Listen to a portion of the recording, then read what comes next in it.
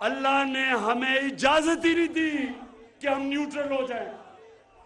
جانور نیوٹرل ہوتا ہے. کیا اگر ڈاکو ایک گھر کو لوٹ رہے ہوں تو کیا چوکیدار کہہ سکتا ہے کہ میں نیوٹرل ہوں؟ گھر والے کیا کہیں گے کہ میرا گھر لوٹا جا رہا ہے لیکن چوکیدار کہتا ہے میں نیوٹرل ہوں. جب بھی کوئی کہے نا کہ میں سیاسی نہیں ہوں، جب بھی وہ کوئی کہے کہ میں غیر سیاسی ہوں، تو یہ سمجھ رہا ہوں کہ اس میں اور جانور میں کوئی فرق نہیں ہے. جانور غیر سیاسی ہوتا ہے. چوروں کے اوپر مسلط کیا گیا بیرونی سازش.